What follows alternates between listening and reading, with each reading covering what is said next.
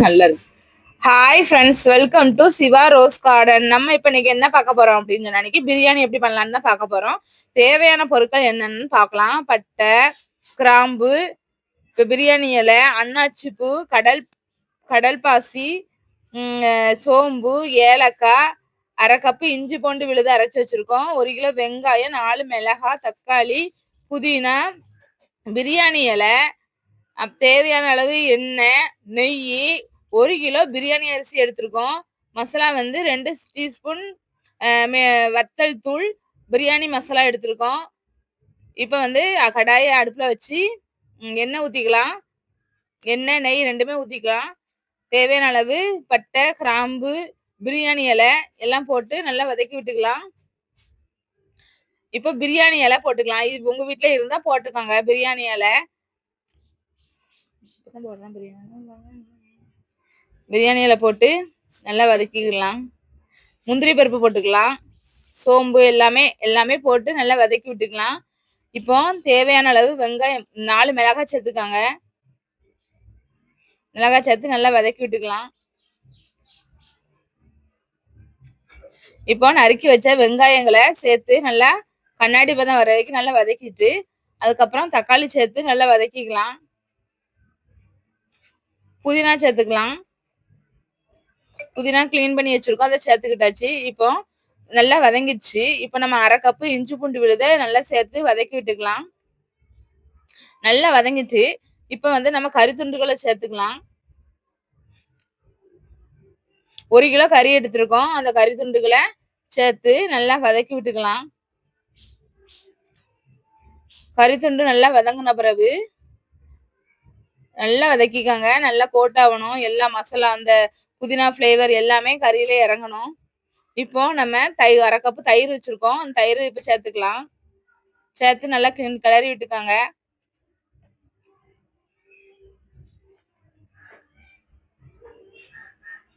நல்லா கிளறி விட்டாச்சு. இப்போ வந்து மசாலா சேர்த்துக்கலாம். நம்ம இப்போ வந்து தனி மிளகாய் தூள், வத்தல் வந்து தனியா அரைச்சி வச்சிருப்போம்னா அந்த வத்தல் தூள் வந்து நம்ம வந்து 2 டேபிள் ஸ்பூன் எடுத்துக்கிறோம். அது வந்து சின்ன ஸ்பூனு. இப்போ வந்து நாங்கள் 2 டேபிள் ஸ்பூன் அதில் எடுத்து வச்சிருக்கு.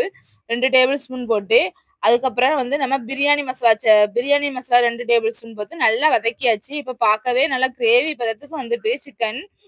இதை இப்போ நம்ம வந்து கறி வேகிறதுக்காக மூடி போட்டு மூடியாச்சு. மூடி கறி வந்த உடனே நம்ம திறந்து பார்க்கலாம். இப்போ வந்து நல்லா கறிலாம் நல்லா வெந்து எண்ணெய்லாம் நல்லா மேலே பிரிஞ்சு வந்திருக்கு. இப்போ வந்து நம்ம இதுல தண்ணி சேர்த்துக்கலாம். நம்ம இந்த பானைக்கு 1 பானை அளவு 1 கிலோ அரிசி இருந்துச்சு. அதனால வந்து நம்ம இந்த எப்பவுமே 1 கிலோ ஒரு பானைக்கு, இப்போ நம்ம ஒரு கிளாஸ் அளவுக்கு அரிசி எடுக்கணும்னா அதுக்கு 2 கிளாஸ் தண்ணி ஊற்றணும். இப்போ நம்ம 1/2 கப்பு தயிர் சேர்த்ததுனால, இந்த பானைக்கு 1 கிலோ அரிசி இருந்ததுனால இந்த பானைக்கு 1.5 பானை தண்ணி ஊற்ற போறோம். தண்ணி ஊற்றி நல்லா கொதிக்க விடணும்.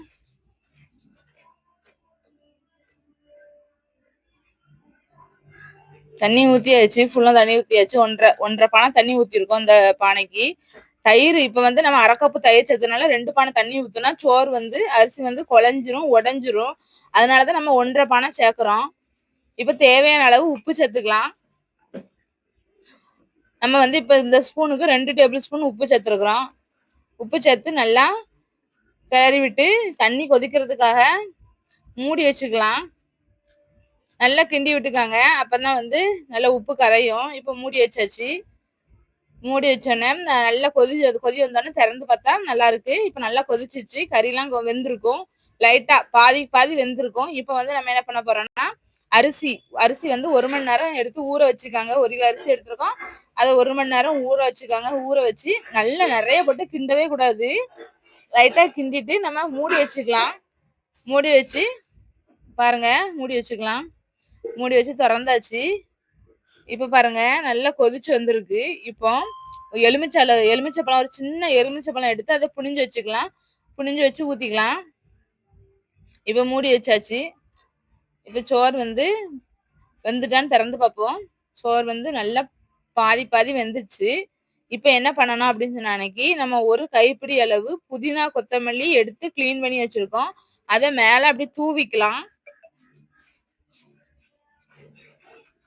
இப்போ நெய் நெய் வந்து அந்த கிண்ணத்துக்கு 1/2 கிண்ணம் எடுத்து வச்சிருக்கிறோம். ஏற்கனவே நம்ம நெய் சேர்த்துருக்கோம். இப்போ ஃப்ளேவருக்காக மேல நெய் ஊத்தி விட்டுருக்கலாம்.